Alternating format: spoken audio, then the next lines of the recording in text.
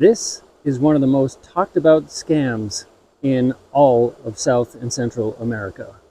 Also, one of the least understood. Steve here, Street Smart Travel. Welcome to the On the Ground Scams series. This is episode number 13, and today we're going to be talking about scopolamine and drugging setups. Scopolamine is a very popular drug that's used especially in Colombia. I will also drop a link to a video by a fellow creator on YouTube, Ladislas Mauricio, or the Wandering Investor, who recently woke up in a hospital after being scopolamined in Medellin, Colombia.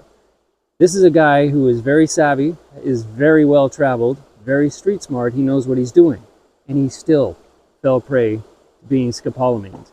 That episode is him discussing what he's allowed to discuss to that point in the investigation. Like I said, he woke up in the hospital getting stitched up after being scopolamine, didn't have a lot of recollection of what happened to that point. Here's a guy who's very, very savvy, and it still happened to him. As always, the focus is on prevention, not paranoia. It's about education, knowing what to look for, and in this video, we'll talk about our 3 levels, so recognition, shutdown, and damage control. Step 1, recognition, the setup. Most incidents begin with a social interaction. Could be in a nightclub, it could be a dating app, it could be invitations from strangers. Basically, starts off very innocent. Some common factors: lowered awareness, unfamiliar environment, and trust is established too quickly. That's a common theme in all the other videos that we've discussed, the 12 videos that came before this one in this series. Trust is established too quickly. People are desperate to get your trust. Be very careful with that. The setup usually starts long before the substance enters the picture. Step 2, shutdown. What to do? Watch your drinks, limit your intoxication, and maintain control of your own transportation. Don't let somebody call you a cab or an Uber or offer to ride, give you a ride somewhere.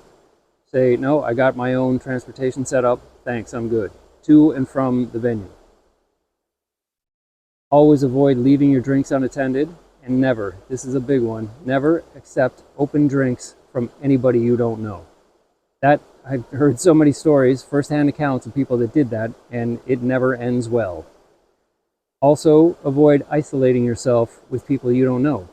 New people that you're meeting in a club, make sure that you've got other people with you, 2 or 3 other people who've got your back, you've got their back. If one person ends up getting scopolamine, the other people can step in and help them out. It's going to be a lot harder to drug multiple people than it is to drug a single person. There's strength in numbers. Most prevention happens before anything goes wrong. Don't go to a nightclub alone. Go with people that you like and trust.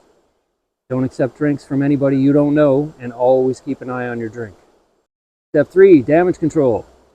If something feels wrong, as always, trust your gut. If something feels wrong, do whatever you need to do to fix the situation. Some warning signs: sudden confusion, some memory gaps, feeling disoriented, you feel like something has happened but you have no recollection of why you'd be feeling this way. Chances are you've been drugged. For your actions, contact a trusted person immediately. Get somebody that you like and trust to have your back. If they're not in the venue or the place where you are, let them know where you are, and they can come and meet you and hopefully help you out.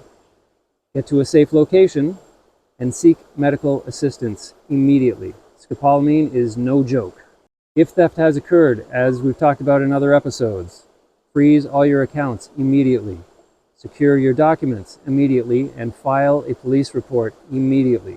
Don't wait on any of those things.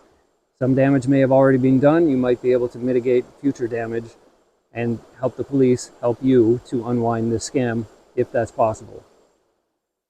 Speed matters. Don't try to tough it out alone. Don't say, oh, I'm too embarrassed to report this. No. Report it immediately and let the police do what they can to help you out. As always, with all the other scams that we've talked about, from fake cops to fake tour guides to ATM scams to taxi scams to dating app scams, all of these things, prevention is hugely important. This isn't about paranoia. I'm not trying to freak you out. I'm just saying be aware that these things happen. If you're going into nightclubs, I'm not saying you're going to get scopolamine for sure. I'm saying that stuff happens not infrequently down here. A lot in Colombia, but also in Ecuador and other parts of South America. So if you know those things go on, you can take some precautions, and chances are you'll avoid being victimized by them. The goal isn't fear. It's never fear. It's awareness. It's prevention. It's being able to recognize the scam before it happens so you can avoid it, or to be aware it's going on so you can walk away from it. Or if you have been scammed, now you know, okay, I have some recourse, I can go to the police, hopefully they can help me out. Any comments or questions, please let me know. I know personally people who have been scopolamined, usually through dating apps, inviting somebody into their place, as we discussed in episode number 12. If you don't do those things, chances are it's not going to happen to you. I've been down here over 3.5 years. I've never been scopolamined. I'm not going to nightclubs. I'm not subjected to these kinds of environments. If I was 30 years younger, it'd be a different story. But in my 50s, no interest in going to clubs, and especially when this kind of nonsense is going on. If I can avoid it by not going to those places, much happier to do it that way. As always, stay aware, stay safe. See you out on the ground next Wednesday.